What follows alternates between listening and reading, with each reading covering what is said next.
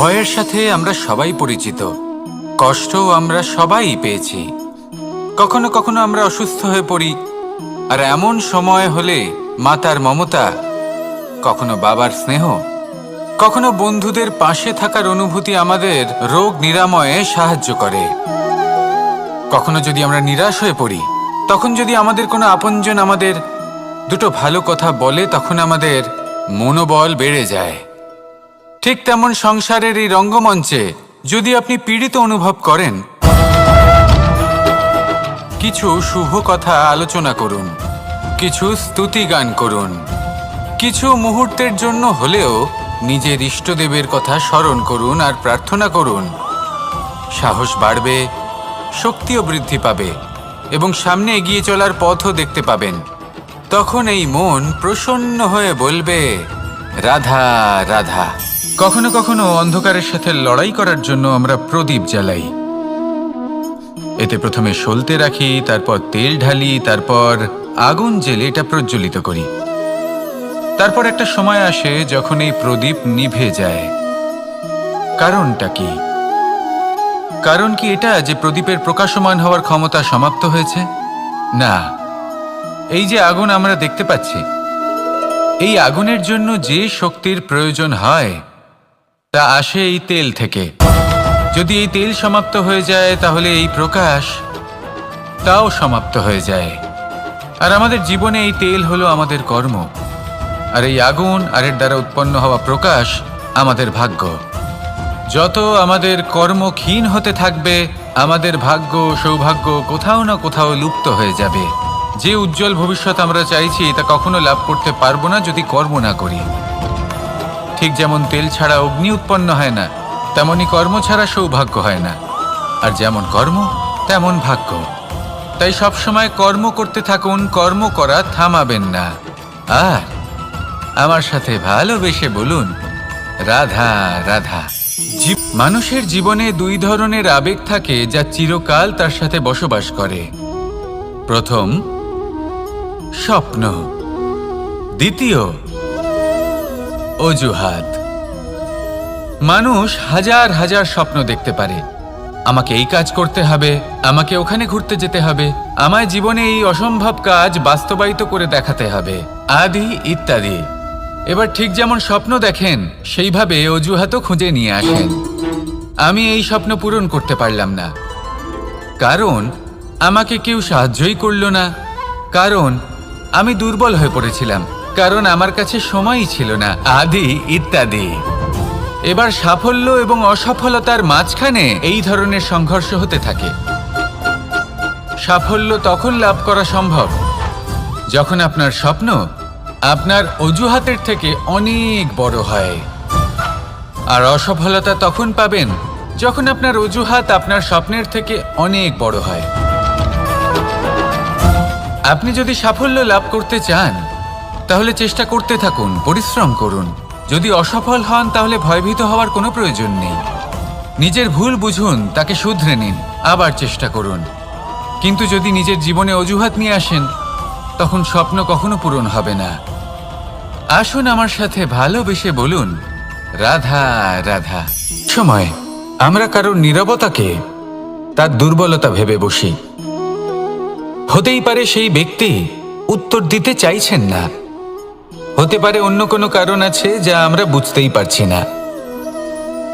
সেই জন্য তাকে দুর্বল ভেবে নেওয়া অনুচিত। দেখতে গেলে এই বিশাল সমুদ্র এও কিন্তু নীরব, শান্ত হয়। কিন্তু যখন সে রুদ্র মূর্তি ধারণ করে, তখন কি হয়? সমগ্র সংসারকে বিনাশের পথে নিয়ে যায় এই সমুদ্র, প্রলয় সৃষ্টি করে। সেই জন্য কারোর সহ্য শক্তিকে দুর্বলতা বলে মনে করবেন না, কারণ যদি এই নীরবতা নিজেকে ভেঙে বেরিয়ে আসে, তাহলে তা বিনাশের সমস্ত সীমা পার করে যেতে পারে। তাই এই নীরবতাকে সবসময় বুঝুন, সবসময় একে সম্মান করতে শিখুন, আর আমার সাথে ভালোবেসে বলুন, রাধা রাধা। জীবনে তিনটি বিষয় আছে, তিনটি বস্তু আছে, তারা যেন আপনাকে কখনো বশে না করে নিতে পারে। প্রথম হলো ধন। ধন যতক্ষণ আপনি ব্যবহার করতে থাকেন, যতক্ষণ তা আপনার কাজে আসছে, ততক্ষণ ঠিক আছে, এই ধন আপনার কাছে অমৃত। কিন্তু যখন এই ধন আপনাকে ব্যবহার করতে শুরু করে, বুঝে যাবেন যে আপনার পতনের সময় শুরু হয়েছে। দ্বিতীয় বিষয়, ফেলে আসা অতীত। যাই করুন, আপনি অতীত পাল্টাতে পারবেন না, আর এই সত্যিটা আপনিও জানেন। কিন্তু তাও এর বশবর্তী আমরা হয়ে পড়ি, আর যখন তাই হয় তখন এই সংসারে আমরা যেখানেই যাই না কেন, যত বড়ই সুখ লাভ করি না কেন, সেই সব আমাদের কাছে তিক্ত বলে মনে হয়। তৃতীয় বিষয়, আপনার আশেপাশের মানুষ ভিন্ন ভিন্ন ধরনের মানুষ হয়, যাদের চিন্তা ভাবনা এবং দৃষ্টিভঙ্গি ভিন্ন ভিন্ন প্রকারের। যদি এদের বশবর্তী আপনি হয়ে পড়েন, তাহলে কেউ বলবে এটা করো, এটা ভালো। কেউ বলবে এটা করো না, ওটা করো, ওটা ভালো কাজ। কেউ বলবে এই দুটোই করো না, অন্য কিছু করো। এই কথাগুলিতে আপনি এতটাই জড়িয়ে পড়বেন যে আপনি লক্ষ্যভ্রষ্ট হয়ে পড়বেন। তাই এই 3 বিষয় থেকে সাবধানে থাকবেন। যদি কোনো কিছু বশ করতে হয়, তাহলে আপনাকে বশ করতে হবে আপনার আজকে, নিজের বর্তমানকে। এটা খুব প্রয়োজনীয়। এটা ভাববেন যে এই সময়ের সদ্ব্যবহার আমি কিভাবে করব, সময়কে শাসন কিভাবে করব, ওই কর্ম কিভাবে করব যাতে ভবিষ্যতে কখনো আমার আফসোস না হয়, বরং এই সংসার আমাকে নিয়ে গর্ব করবে, সেই কর্ম করুন। আর যখন আপনি এটা শিখে নেবেন, তখন আপনি নিজেই নিজেকে প্রকৃত অর্থে ভাগ্যশালী করে তুলবেন।